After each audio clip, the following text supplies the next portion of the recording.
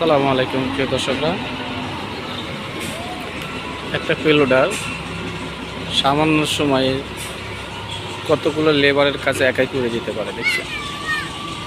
সত্য অভাবনীয় সব কিছু উদ্ভাবন প্রযুক্তি আমাদের সাথে আমরা অনেক কাজটা দ্রুত করার জন্য হেল্প করে দিয়েছি। কত স্পিডে নারীগুলা স্থানান্তর করা যেত।